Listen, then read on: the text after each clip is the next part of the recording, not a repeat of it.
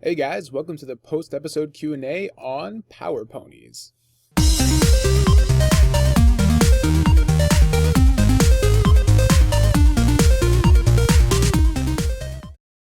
Alright, so first question comes from Anonymous on Tumblr. How would an enchanted comic book even work? Does it transport them to another world that is just their world as a story, or does it just bring the book alive for a brief time to be interacted with?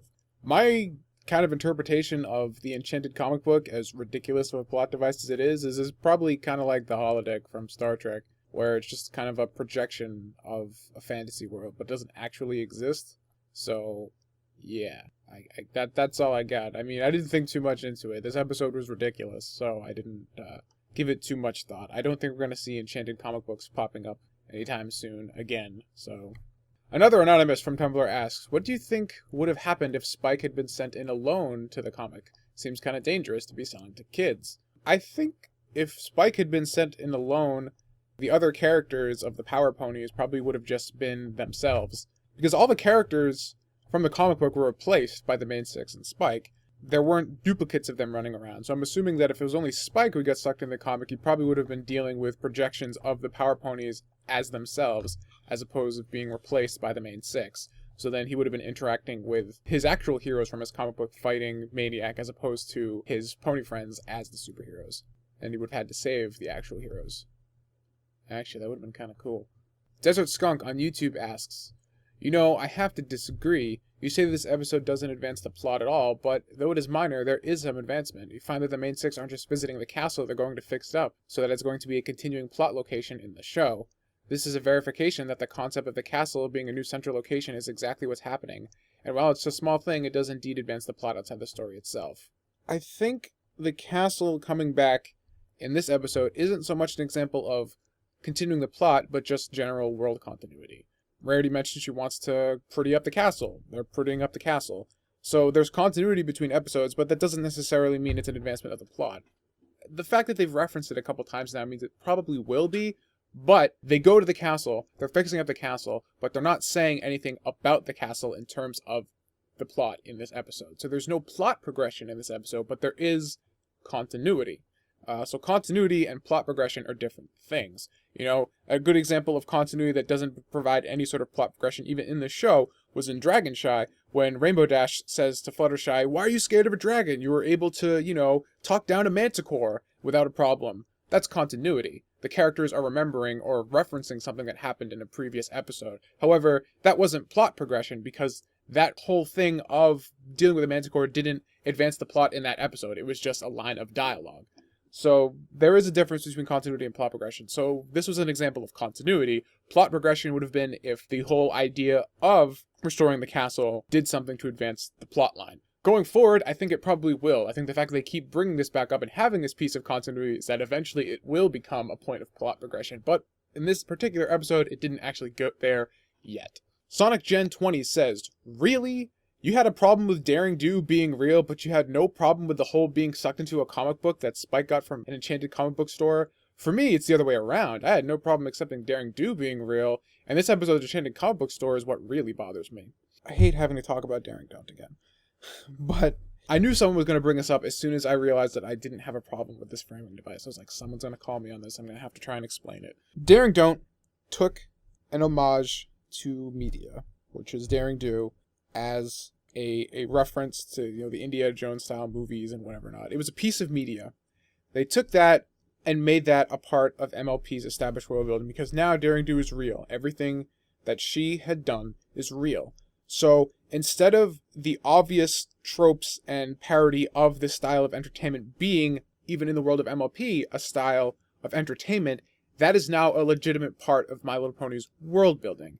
And to me, having this Indiana Jones style adventure kind of vibe sort of thing was a different flavor of world building than the fantasy vibe that My Little Pony had been going for up until this point. So it felt like an incongruent piece of world building. The world's ambiguous enough that they could inject anything without there being a problem, but tonally I still felt it was off and an odd choice to do.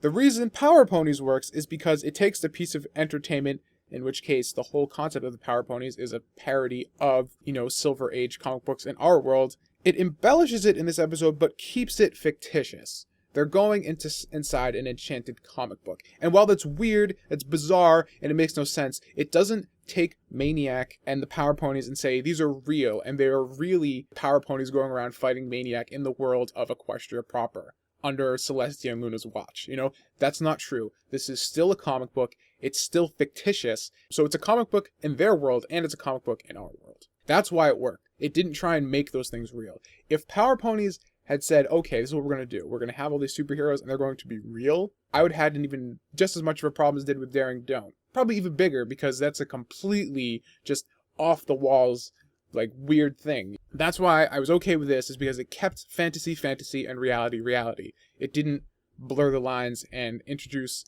a seemingly incongruent piece of world building into the established tonality of the series.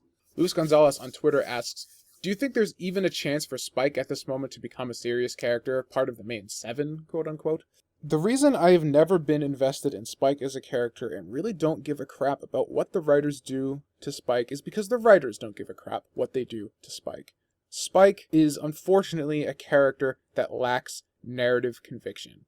And what I mean by that is he is whatever the writers want him to be. And that's why I thought it was ironic they tried to give Spike this sense of self-importance in this episode when the writers don't have any respect for him in that sense. It's disappointing because I would love to have Spike become a more concrete, respectable character in the eyes of the narrative, but he's not. He is whatever the episode wants him to be. You know, he can go from Lesson 0, where he's the voice of reason and is the one anchoring Twilight and reeling her in. But then he can also be, you know, in an episode like Fall Weather Friends, where he's just a throwaway gag character and he's the butt of jokes. And more often than not, he is the butt of a joke. He doesn't have any established character. You know, he evolves to be whatever the narrative wants him to be as a play off of other characters. Every time there's a Spike episode, a lot of people don't like them because Spike is a character. What is he doing? What is he doing? Sometimes he's childish. All's well that ends well. He's very childish. It has this petty jealousy that is completely unwarranted, and that's very childlike. But then he'll go being very mature. Again, like in Lesson 0, playing off Twilight and being the smartest person in that situation. Two completely opposing characterizations, but they're both Spike.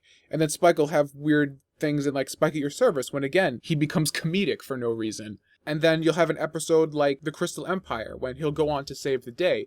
And people will cite that for this episode. It's like, well, Spike's important. He has a stained glass window. He did save the day. But the problem with Spike saving the day in The Crystal Empire was that it wasn't for the sake of Spike.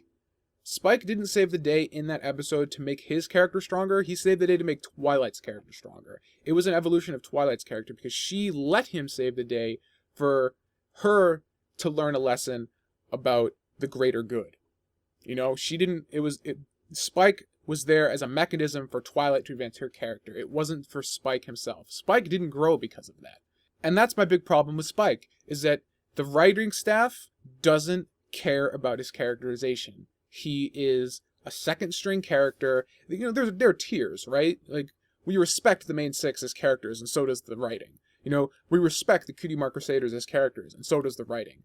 Spike is like below them, just inherently in like this unspoken hierarchy of character respect. You know, he's down there with Snips and Snails. The narrative doesn't respect Snips and Snails at all. They're bumbling gag characters, and Spike's just barely above them. He gets a couple times to shine because he's with the main cast, but other than that, a butt of physical comedy just like they are. And it's disappointing, because I'd like to see him do more and be more concrete so I could get invested in his journey, but he has no journey.